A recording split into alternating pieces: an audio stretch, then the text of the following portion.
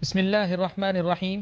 الحمد للہ رب العالمین والصلاة والسلام على اشرف الانبیاء والمرسلین وعلى آلہ واصحابہ اجمعین ومن تبعہم بإحسان الى یوم الدین اما بعد۔ ناظرین کرام، جن جادو نظر بد اس سلسلے کا ایک اور حلقہ لے کر آپ کے سامنے حاضر ہوں۔ گزشتہ حلقات میں ہمارا جو موضوع چل رہا ہے وہ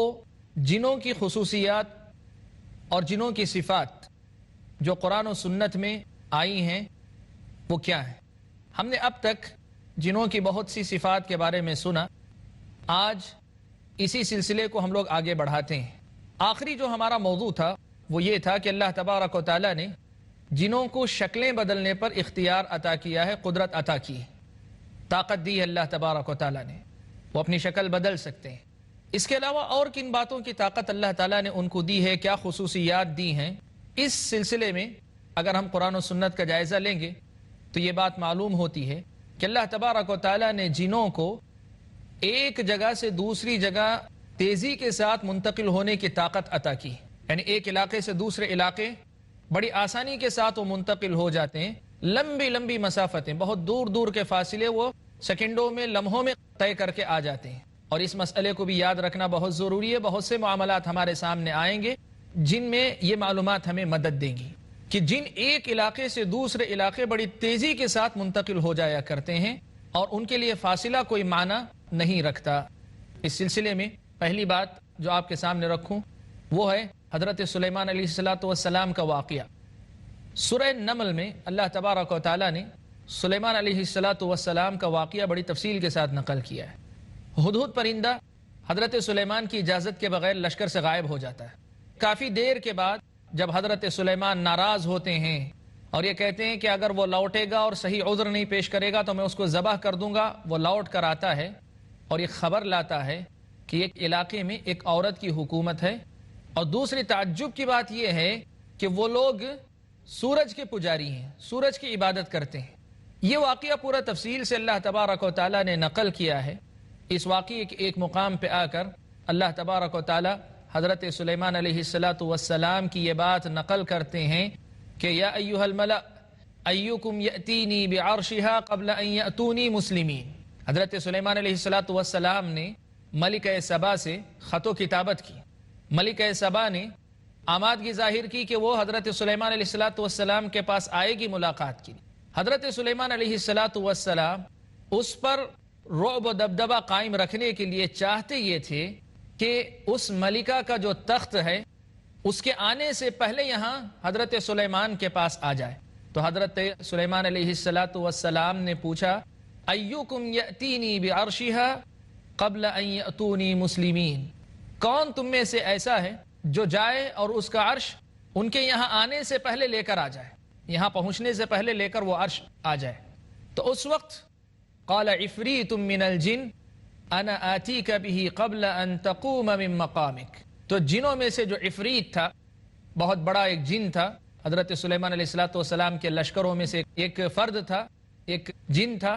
اس نے یہ کہا کہ آپ اپنی جگہ سے کھڑے ہوں، یعنی آپ کی مجلس ختم ہونے سے پہلے، جیسے مفسرین نے وضاحت کی ہے کہ آپ کی مجلس ختم ہونے سے پہلے میں لے آؤں گا، یعنی ملکہ سبا وہاں سے نکل چکی، ابھی وہ فاصلہ طے کر کے حضرت سلیمان کے پاس پہنچے گی، اس سے پہلے یہ جن حضرت سلیمان کے پاس سے نکلے گا، جائے گا، عرش اٹھائے گا اور لا کر حضرت سلیمان علیہ السلام کے پاس رکھ دے گا۔ تو یہ جن جو تھا یہ اس بات کا ثبوت دے رہا تھا کہ ہمیں اس پر قدرت ہے کہ ہم اتنی تیزی کے ساتھ کام کر سکتے ہیں۔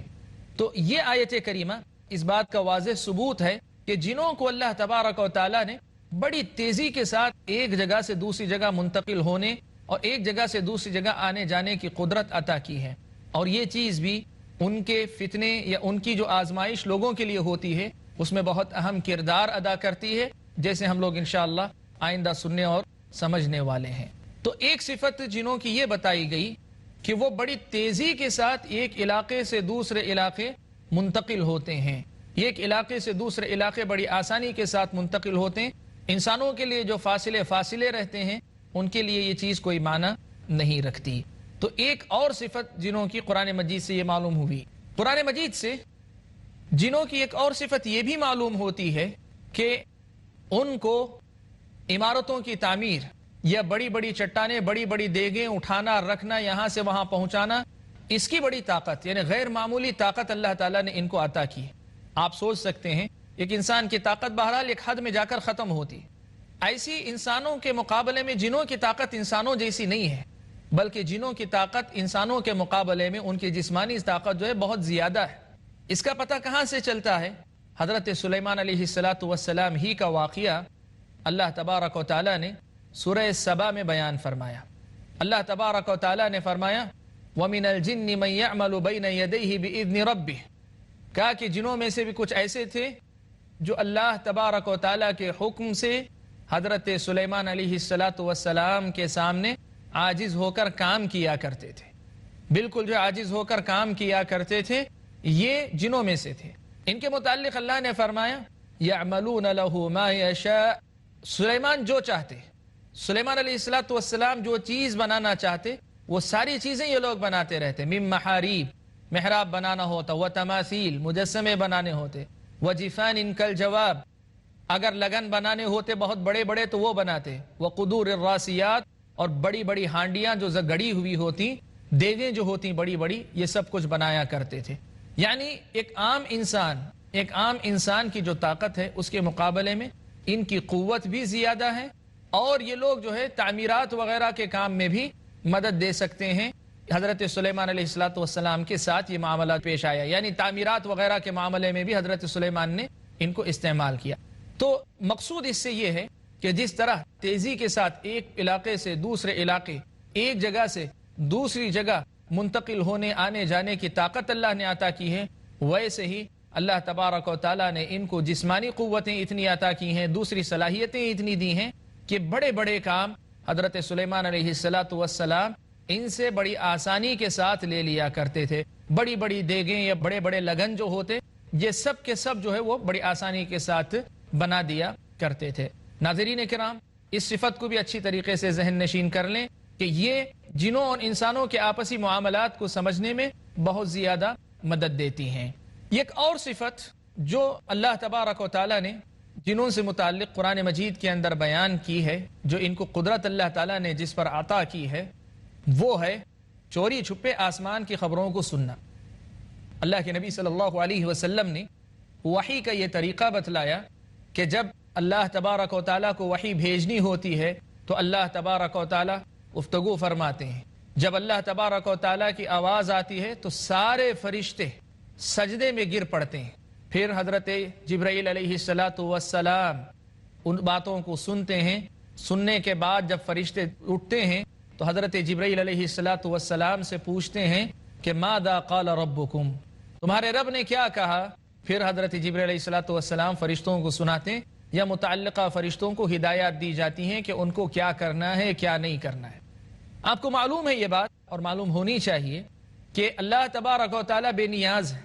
اللہ تبارک و تعالیٰ کو کسی کی ضرورت نہیں، لیکن اللہ تبارک و تعالیٰ نے کائنات کا نظام ایسا رکھا ہے کہ یہاں کے معاملات اللہ تبارک و تعالیٰ فرشتوں کے ذریعے انجام تک پہنچاتے ہیں۔ فرشتوں کو حکم دے کر فرشتوں سے کام لیتے ہیں اللہ تبارک و تعالیٰ، حالانکہ اللہ تبارک و تعالیٰ بے نیاز ہیں، اللہ تعالیٰ اس کے لیے فرشتوں کی ضرورت مند نہیں، اللہ چاہیں تو ان کے بغیر ہی کر دیں، لیکن فرشتوں کے ذریعے معاملات انجام پاتے ہیں۔ تو جنوں کا یہ معاملہ تھا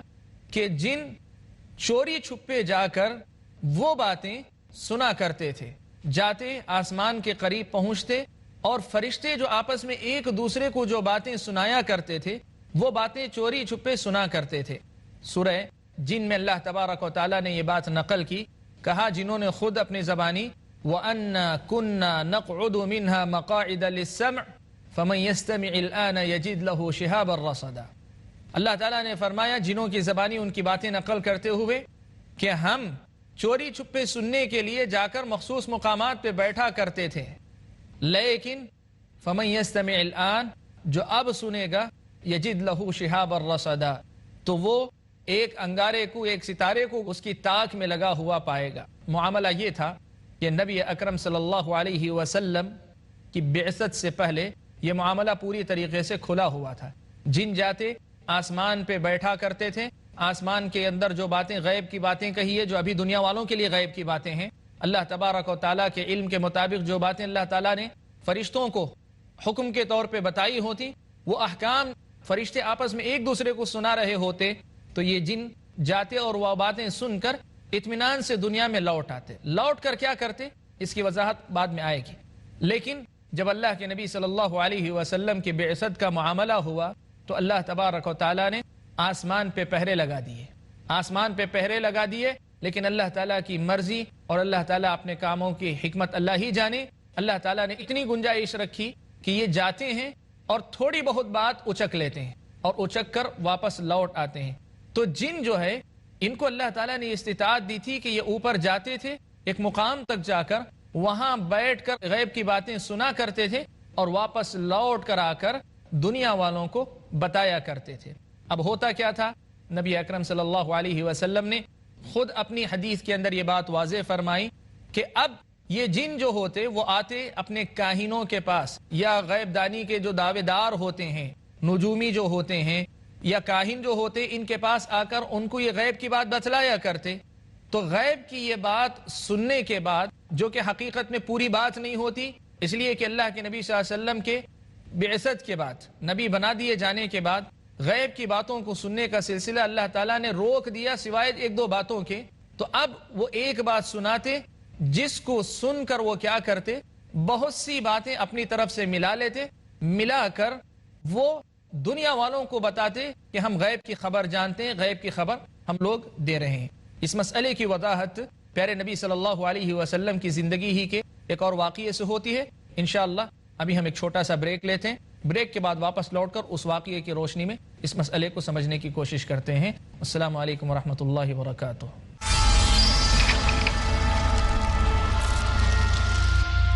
بسم اللہ الرحمن الرحیم. بریک کے بعد ہم واپس لوٹ رہے ہیں. اللہ کے نبی صلی اللہ علیہ وسلم کو دجال کے بارے میں ایک ساتھ ساری معلومات نہیں دی گئی. اللہ کے نبی صلی اللہ علیہ وسلم کی احادیث کی روشنی میں اہل علم نے یہ بات صراحت کے ساتھ نقل کی ہے کہ اللہ کے نبی صلی اللہ علیہ وسلم کو رفتہ رفتہ دجال کے بارے میں بہت سی باتیں بتائی گئیں. ابتدائی معاملہ جب تھا تو اللہ کے نبی صلی اللہ علیہ وسلم نے یہ باتیں بیان کی کہ ہر نبی اپنی قوم کو دجال سے ڈراتا ہے، میں بھی تمہیں دجال سے ڈرا رہا ہوں، میں بھی تمہیں دجال کے فتنے سے آگاہ کر رہا ہوں، چوکنا کر رہا ہوں. جب اللہ کے نبی صلی اللہ علیہ وسلم نے یہ بات کہی تو مدینے میں یہودیوں میں سے ایک بچہ تھا یہودیوں کا، جس کو ابن سیاد یا ابن صائد کہتے ہیں. یہ غیر معمولی کچھ حرکتیں کیا کرتا تھا. اللہ کے نبی صلی اللہ علیہ وسلم کو ابتدا میں یہ توقع تھی، جب تک اللہ تعالیٰ نے نہیں بتلایا، کہ شاید یہی ابن سیاد یا ابن صائد جو ہے یہ دجال ہوگا یا ہو سکتا ہے. ایک مرتبہ اللہ کے نبی صلی اللہ علیہ وسلم اپنے صحابہ کے ساتھ چپکے سے گئے، چھپتے چھپاتے ہوئے گئے کہ اس کو پتہ نہ چلے، تاکہ اس کو اپنی اصلی حالت میں دیکھ لیں، یعنی جب غافل رہے تب دیکھ لیں، شاید کچھ پتہ چل جائے. لیکن جب اللہ کے نبی صلی اللہ علیہ وسلم قریب پہنچے تو اس کی ماں نے فوراً اس کو چوکنا کر دیا، کہا دیکھو یہ محمد آئے ہیں. وہ اللہ کے نبی صلی اللہ علیہ وسلم پہنچے اس کے پاس، اور اس کے بعد اللہ کے نبی صلی اللہ علیہ وسلم نے اسے آزمانا چاہا کہ دیکھیں یہ دجال ہی ہے کہ نہیں ہے. آزمانے کے لیے اللہ کے نبی صلی اللہ علیہ وسلم نے اس کے سامنے یہ عرض کیا، کہا کہ میں نے تمہارے لیے ایک بات میں نے اپنے دل میں چھپا کے رکھی ہے، وہ کیا ہے تم بتاؤ. اور اللہ کے نبی صلی اللہ علیہ وسلم نے دل میں سورہ دخان، اس کو آپ نے اپنے دماغ میں بٹھا لیا تھا، اپنے دل میں رکھا ہوا تھا. تو ابن سعید نے کہا دخ، ادھورا لفظ. اللہ کے نبی صلی اللہ علیہ وسلم نے کہا اخسأ فلن تعدو قدرک، کہا تو ناکام و نامراد ہو تو اپنی حد سے آگے مت بڑھ. کیا مطلب ہے اس کا؟ اصل میں ہوا یہ تھا کہ نبی اکرم صلی اللہ علیہ وسلم نے اسے آزمانا چاہا، اور شاید اللہ کے نبی صلی اللہ علیہ وسلم کو یہ توقع تھی کہ اگر وہ صحیح جواب دے دے گا تو شاید یہی دجال ہوگا، اس لیے کہ دجال کو اللہ تعالیٰ غیر معمولی قوتیں دیں گے تو یہ بھی شاید جان لے گا. اللہ کے نبی صلی اللہ علیہ وسلم نے ایسی ہی کسی بات کو ملحوظ رکھ کر پوچھا تھا، لیکن نتیجہ جب ظاہر ہوا تو اللہ کے نبی صلی اللہ علیہ وسلم کی سمجھ میں یہ بات آ گئی کہ یہ یہودی لڑکا جو ہے یہ دجال نہیں ہے، یہ تو جو ہے جادوگروں اور کاہنوں جیسا جو ہے کوئی ایک لڑکا ہے، اور جیسے وہ لوگ کرتے ہیں کہ شیطان ان کے پاس آتے ہیں اور جو باتیں آسمان پہ ہوتی ہیں اس میں سے کچھ باتیں ان کو سنا دیتے ہیں اور یہ سمجھتے ہیں کہ ہم جو ہے غیب جان رہے ہیں. تو اس کا مطلب یہ ہوا اللہ کے نبی صلی اللہ علیہ وسلم نے جو بات دل میں رکھی، شاید اللہ تبارک و تعالیٰ کے بتانے پر فرشتوں نے آپس میں ایک دوسرے کے اندر اس کا تبادلہ کیا، شیطان یا جو جن تھے وہ واپس اس بات کو ادھورا سن کر، دخان اللہ کے نبی نے پورے رکھی تھی، اس کو صرف ادھورا سنا، دخ واپس لوٹ کر انہوں نے ابن سعید یا ابن سیاد کو بتایا تو وہ اتنا ہی بتا سکا۔ تب نبی اکرم صلی اللہ علیہ وسلم پہچان گئے کہ یہ دجال نہیں ہے، یہ تو جادوگروں کی قبیل کا کوئی آدمی، اسی لیے کہا اخسا، کہا ناکام و نامراد ہو، فلن تعدو وقدرک، تو اپنی حد سے آگے مت بڑھ۔ اس پورے واقعے سے جو بات ہم سمجھنا چاہ رہے ہیں وہ یہ ہے کہ نبی اکرم صلی اللہ علیہ وسلم کی یہ حدیث اس بات کا ثبوت بنتی ہے کہ آسمان کی خبروں کو سننے، چاہے وہ ادھورا ہی کیوں نہ ہو، ابھی بھی اللہ تبارک و تعالیٰ نے ان کو چھوٹ دے رکھی ہے، اور جیسے اللہ کے نبی نے کہی یہ ادھوری بات وہ سن کر آتے ہیں، آ کر ان نجومیوں کو، ان کاہنوں کو بتاتے ہیں، اور اس ادھوری بات کو لے کر اپنی طرف سے بہت سی غلط باتیں ملا کر یہ لوگ دنیا والوں کو بتاتے ہیں، اور دنیا والے یہ سمجھتے ہیں کہ واقعی یہ لوگ بہت زیادہ علم رکھنے والے ہیں، بہت زیادہ جانتے ہیں، اور غیب کے نام پر بہت سی جھوٹی اور غلط باتوں کی تصدیق لوگ کر لیا کرتے ہیں۔ تو اللہ تعالیٰ نے جنوں کو اس بات پر بھی قدرت عطا کی ہے کہ کچھ باتیں آسمان کی وہ ادھوری سن سکتے ہیں۔ اللہ تبارک و تعالیٰ نے جنوں کو اور کن کن باتوں پر قدرت عطا کی ہے، تو اس سلسلے میں ایک بات مزید اور آپ کے سامنے ذکر کرنا مناسب ہے، جو ہمارے اپنے موضوع سے بہت زیادہ گہرا تعلق رکھتی ہے، وہ یہ کہ اللہ تبارک و تعالیٰ نے شیطان کے سلسلے میں یہ بات رکھی ہے کہ ان الشیطان یجری من الانسان مجری الدم۔ پیارے نبی صلی اللہ علیہ وسلم فرماتے ہیں کہ شیطان انسان کے اندر خون کے ساتھ ساتھ دوڑتا ہے۔ یہ ساری باتیں جو آپ نے اب تک سنی، یہ کچھ منتخب باتیں ہیں جنوں کے بارے میں جو بہت سی باتیں کتاب و سنت میں آئی ہیں، ان کا خلاصہ ایک طرح سے کہیے، یا ان میں سے جو ضروری باتیں ہمارے اپنے موضوع سے متعلق، اور ہمارا موضوع جیسے ہم نے شروع سے کہا کہ مقصد جنوں کی دنیا کا مکمل احاطہ کرنا، پوری واقفیت حاصل کرنا نہیں ہے، ہمارا مقصد ہے جنوں کی دنیا سے اتنی معلومات، اتنی واقفیت کتاب و سنت کی تعلیمات کی روشنی میں حاصل کر لیں کہ جن کی روشنی میں ہم انسانی دنیا سے ان کا جو رشتہ، جو معاملات انجام پاتے ہیں، اس کو ذرا صحیح ڈھنگ سے سمجھ سکیں۔ تو مختلف صفات، مختلف خصوصیات آپ کے سامنے جنوں کی اب تک بیان کی گئی۔ اب یہاں سے ایک نیا مسئلہ ہم لوگ شروع کرتے ہیں، وہ مسئلہ یہ ہے کہ جن ایک حقیقت ہے، جنوں کی صفات جو قرآن و سنت کے اندر آئی ہیں وہ حقیقت ہے، یہ کوئی مثال نہیں ہے، یہ صرف کوئی استعارہ یا کنایہ نہیں ہے، یہ واضح حقیقتیں ہیں، اور ان میں سے ہر بات جو اللہ تبارک و تعالیٰ نے بیان فرمائی ہو یا نبی اکرم صلی اللہ علیہ وسلم نے بیان کی ہو، یہ حقیقت ہے۔ اسی لیے مختلف فرقے اسلام کے اندر جو بعد میں جا کر بنے یا مسلمانوں کے اندر جو بنے، یہ سارے فرقے اپنے ہزارہ اختلافات کے باوجود اس جن کے مسئلے پر متفق ہیں کہ جنوں کا وجود ہے اور جنوں کی مختلف خصوصیات ہوتی ہیں۔ علامہ ابن تیمیہ رحمۃ اللہ علیہ نے اس مسئلے پر گفتگو کرتے ہوئے بڑی تفصیل سے روشنی ڈالی ہے۔ وہ کہتے ہیں کہ اسلامی تاریخ میں، بلکہ یوں کہیے کہ پرانے زمانے سے لے کر، ابن تیمیہ کا کہنا ہے کہ پرانے زمانے سے لے کر اب تک، اور اسلام کا زمانہ جب سے شروع ہوا اب تک، جنوں کا انکار کسی نے نہیں کیا، جن کا انکار کسی نے نہیں کیا، سب کے سب اس کو مانتے ہیں۔ یہ ابن تیمیہ رحمۃ اللہ علیہ نے نقل کیا ہے۔ یہ جنوں کا مسئلہ ایک طرح سے متفقہ مسئلہ ہے، بلکہ امام الحرمین، شافعی علماء میں سے بہت مشہور عالم ہیں، امام الحرمین کے لقب سے مشہور ہیں، والد بھی مشہور ہیں، بیٹے بھی، دونوں امام الحرمین کے لقب سے مشہور ہیں۔ وہ یہ مسئلہ نقل کرتے ہیں کہ صحابہ کے زمانے میں اس مسئلے پر اجماع تھا کہ جن اور ان کا وجود ہے، اور اس اجماع کے بعد پھر کسی کی اختلاف کی کوئی گنجائش باقی نہیں رہ جاتی ہے۔ لیکن جو بات آج آپ کے سامنے مجھے رکھنی ہے وہ یہ بھی کہ اتنی واضح حقیقتوں کے باوجود، اتنی ساری واضح حقیقتوں کے باوجود، کچھ لوگوں نے پرانے زمانے میں بھی جن کی حیثیت ایک افراد کی ہے، جنوں کے وجود سے انکار کیا، اور جدید دور کے اندر بھی بعض مفکرین نے، بعض جو اہل قلم نے، اور بعض شخصیات نے جن کا نام بہت اونچا ہے، بہت مشہور ہیں، ایسے لوگوں نے جنوں کے وجود سے انکار کیا۔ میں جدید دور کی ایک مفکر کی بات آپ کے سامنے نقل کرتا ہوں، 20ویں صدی کے مفکر ہیں، ان کا ایک قول ہے، وہ کہتے ہیں کہ جن جو ہے ان کا کوئی وجود نہیں ہے، جن سے مراد اصل میں قریے کے لوگ ہیں، یعنی عام لوگ جو ہوتے ہیں وہ عام لوگ ہیں، جن اگر کہیں تو انسانوں میں سے جو قریے کے لوگ ہوتے ہیں وہ مراد ہے،